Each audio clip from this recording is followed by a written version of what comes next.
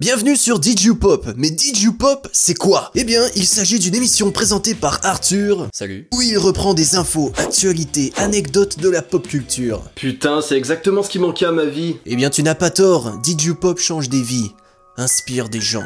Depuis que j'ai regardé Did You Pop, ça m'a motivé à sortir de la pauvreté. Pour ça, je me suis acheté une maison. Did You Pop inspire des gens. Et je ne le contredirai pas, que ça soit dans la politique, j'adore Did You Pop, ou même chez les plus grandes célébrités. Ouais, Did You Pop c'est trop bien, c'est mon émission préférée, d'ailleurs Arthur il est tellement sexy là dans sa petite combi, oh putain. Did You Pop fait l'unanimité. Alors sans plus tarder, je vous souhaite... Bienvenue sur Did You Pop.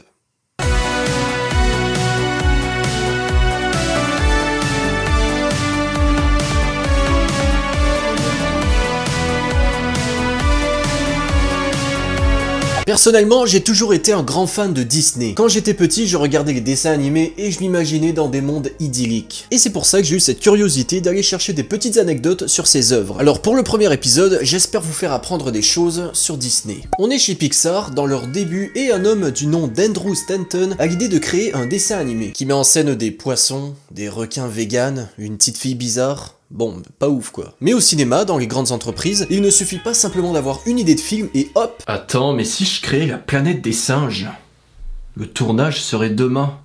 Je vais texter Tom Cruise. Salut Tom? Ouais. Ça va? Non, il faut que tu fasses ce qu'on appelle un pitch. C'est un résumé assez général de ton film avec spoiler, l'ambiance sonore, visuelle, des idées de plans. Et ce pitch, tu dois le faire au big boss de l'entreprise et il doit te donner le feu vert s'il est convaincu pour commencer à réaliser ce film. Pour ce qui est de Pixar, John Lasseter est le grand boss. Alors Andrew, il est super stressé, il prépare une méga présentation pour convaincre le boss, il utilise des dessins, des animations, il imite même la voix des personnages pour l'immersion. Et après 1 heure de pitch, il lui demande ce qu'il en a pensé. Et John Lasseter va lui répondre ceci en riant. À partir du moment où t'as dit poisson, j'étais convaincu. Imagine tout ce travail. Ok, je vais utiliser la langue des poissons pour faire valoir mon point. Et si j'utilisais les points cardinaux pour mieux se repérer dans l'océan, je pourrais évoquer la guerre de sécession pour justifier que Doris est une conne. Pour ce résultat. Bonjour, alors je vais vous parler des poissons. C'est un oui. Mais il te le dit même pas et te laisse continuer ton pitch. J'ai pas encore abordé la guerre de sécession. Je m'en bats les couilles. Directeur entreprenant. En tout cas, c'est une belle histoire, et Nemo, c'est un putain de succès. Bon, pour celui-là, je suis obligé de sortir le jingle, c'est parti. Il est pas là? Ah oui, merde, j'ai oublié.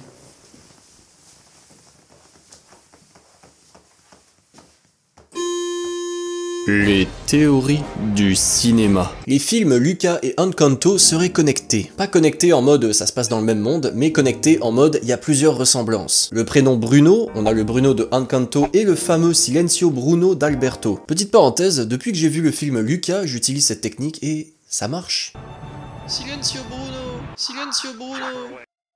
Silencio Bruno. Le Bruno dans la tête d'Alberto l'avertit des dangers du futur, un peu comme le Bruno de Encanto qui a comme pouvoir les visions. Bruno de Encanto a quitté sa famille un peu car la grand-mère en avait marre de ses visions du futur, et Alberto s'est fait abandonner par son père qui dit détester Bruno qui l'avertit du futur. Alberto et Bruno vivent dans des tours, et les deux films ont lieu entre les années 1950 et 60. Alors, convaincu? Non. D'accord. Qui dit Disney dit grosse entreprise, et qui dit grosse entreprise dit communication, et qui dit communication dit rumeur, drama, grosse connerie. Aladdin de Disney Park peut tuer des gens. J'ai 1000 questions en tête. Déjà, pourquoi c'est uniquement Aladdin qui peut tuer? Pourquoi c'est pas Dingo par exemple?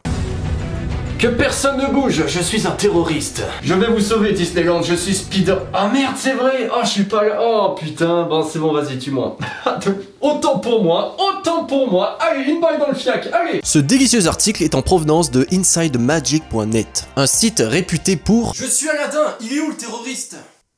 Non, mais casse-toi Aladdin là, la blague elle est finie. Allez, va-t'en. Putain de connard, retourne à Agrabah. Voler des pauvres, tes films ils sont nuls. Un site réputé pour faire des fake news. Donc malheureusement, Aladdin ne peut tuer personne. Ah merde. C'est Clochette qui peut tuer des gens. Le savais-tu, putain? Voilà, c'est tout pour ce premier épisode de Did You Pop. Abonnez-vous à mon Instagram, à mon Twitter, à mon TikTok, à mon Twitch aussi, vous avez les liens dans la description. Je vous souhaite une bonne journée, salut!